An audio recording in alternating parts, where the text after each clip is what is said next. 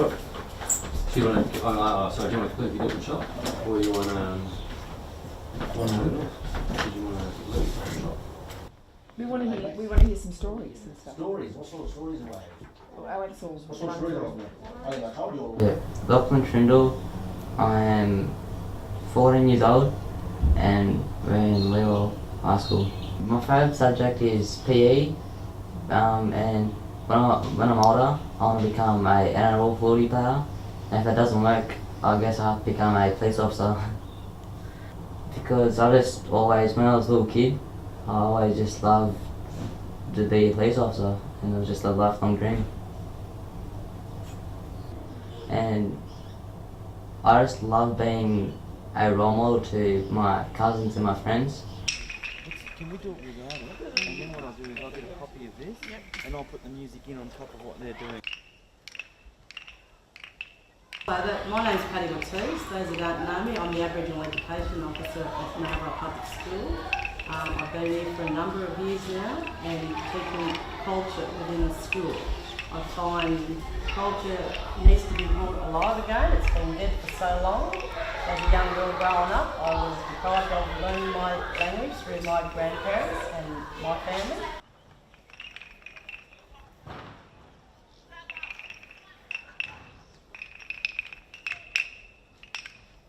I've been encouraging these kids to go further with education. Education is more important. Knowledge is power, and we need to bring that and teach our kids that we need to go all the way. A lot of the kids pull out at an early age going up into high school, and we're trying to prevent that so we can keep our kids engaged within the education department and learn to be up there with everybody else, and to further educate and better ourselves. It would be fantastic.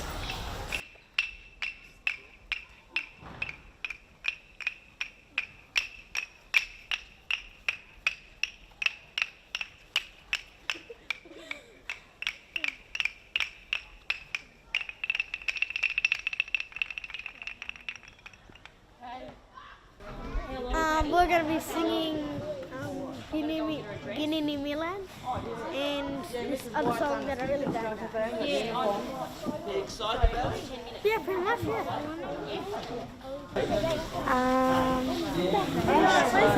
Nay Australia.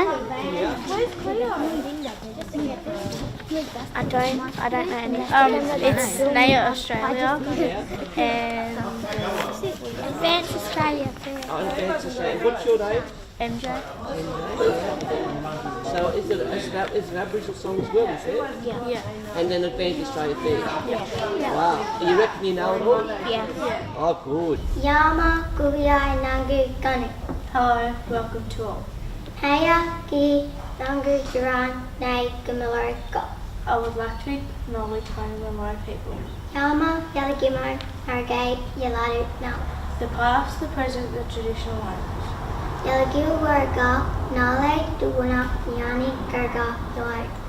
Of this land that we're on today. Gagi Gadabo Irada. Have a wonderful day. Can I put a background, just the music in the song? A background, just the music? Singing that song?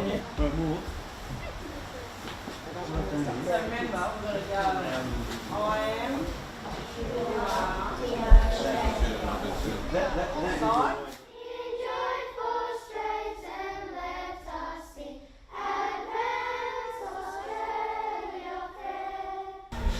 Which is really sad for us, because I find our language has been asleep for so long that we need to bring it needs to be woken up.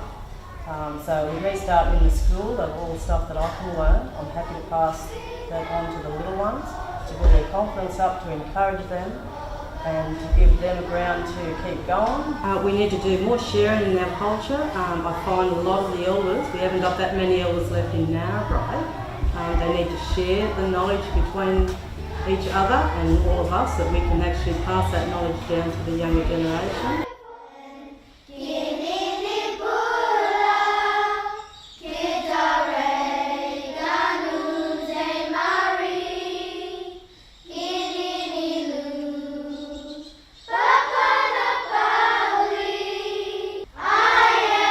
You are, we are Australian.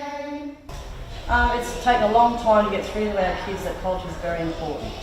Like I said, we need to be mindful, and the elders need to be mindful to pass the information down so that the tradition is not lost.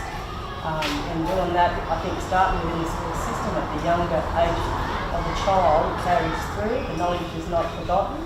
The past isn't forgotten. We can only move on and better ourselves and be up there with everybody else for us to be a better community. I mean, Aboriginals struggle so long without education. But even the traditional foods have gone out. Unless we actually still take our kids out and show them the traditional foods, tucker and our places that we've got set up within the Narrabri Shire, they don't know. They don't know if they get sick or what vine to grab if they're out and about and they get stung or whatever.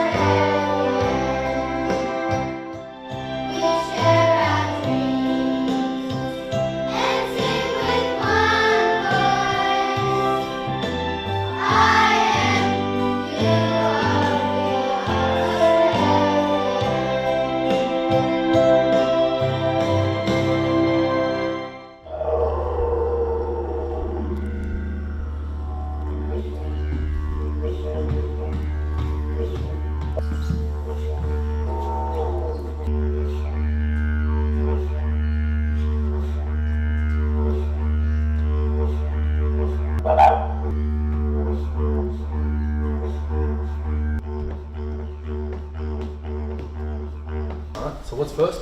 Kangaroo. Beautiful. Second one? Snake. Snake. Third one? Which one?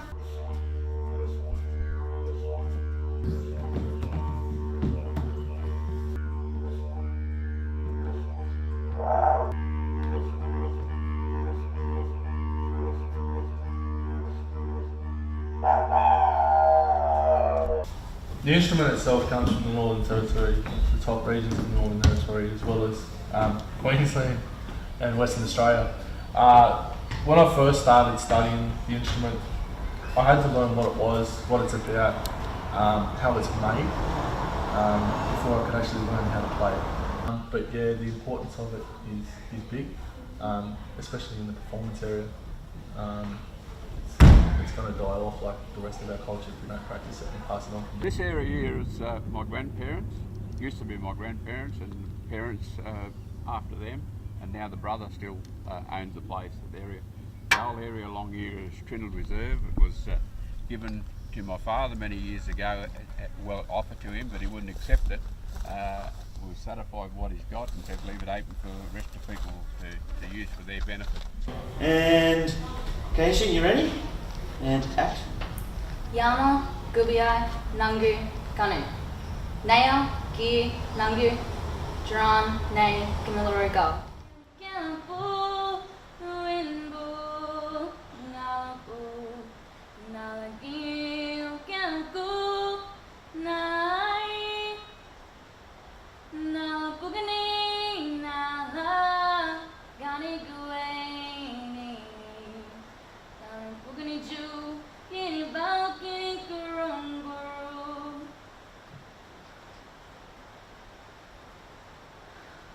Are you done?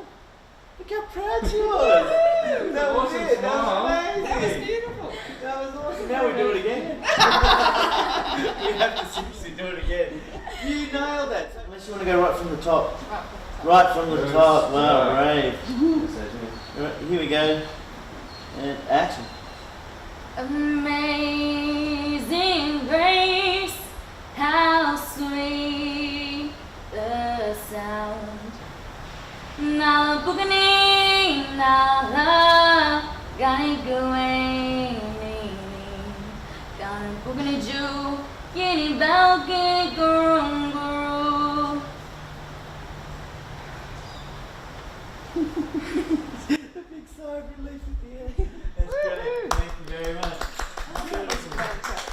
I've got a black face, okay? I'm just black. Is that what it is? I'm painted. I'm just slashed with this one black colour. No, it's not. What is it to be black? Freedom of walking the ground, having no restrictions like our grandparents did. We have the opportunity to make decisions. Remember we were talking about the freedom ride where in Moree, the old aunts used to be on one side of the road, use the water fountains, the bubblers. The swimming pool, they weren't allowed at the pool. What does that mean to you now? In this 2015, 21st century, what does it feel like? The freedom. Does it feel good to have the right to do what you wish and not have restrictions on you? Yeah. People being racist. What is racist to you? When people discriminate your culture. And give background. And what's it like to have to be, as we say, originals? What's it like?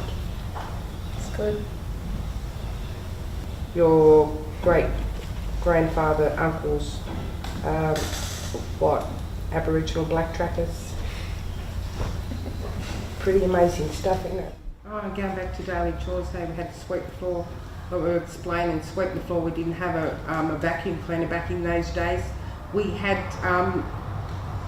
not a straw broom, but a broom that we made ourselves, and I recall, and then just going grabbing an old stick and getting all the old bits of grass, spinifex grass, and tying it around the stick, and getting some twine and doing that, and we literally swept floors.